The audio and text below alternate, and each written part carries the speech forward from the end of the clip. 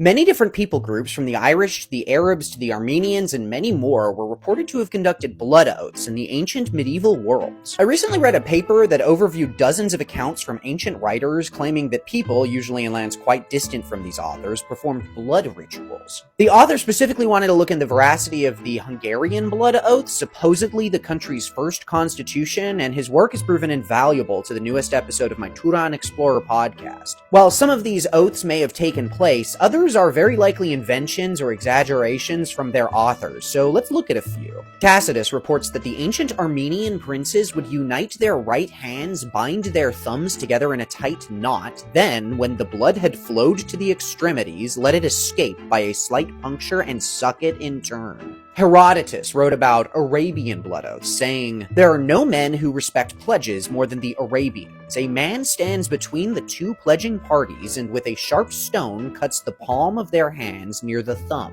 Then he takes a piece from the cloak of each and smears with their blood 7 stones that lie between them." Many ancient sources also recorded pacts between the Greeks and the Persians, making blood oaths often on a sacrifice, with one account writing, "These oaths were sealed together by sacrificing a bull, a boar, and a ram over a shield, the Greeks dipping a sword in the blood and the Persians a lance." As well as another account saying, "These nations make sworn compacts, as do the Greeks, and besides, they cut the skin of their arms and they lick each other's blood." The 13th century History of the Danes writes that now our ancestors, when they meant to strike a pact, would sprinkle their combined blood in their footprints and mingle it so as to strengthen the pledge of friendship. Additionally, Turkic Cumans were written about as becoming blood brothers by letting their blood into a silver cup, mixing it with wine and water, and drinking it together. But one of the funniest accounts is that of the alleged Irish blood oaths. An ancient Greek author wrote, "Concerning this island, I have nothing certain to tell, except that its inhabitants are more savage than the Britons, since they are man-eaters as well as heavy-eaters. And since further they count it an honorable thing to devour their fathers when they die.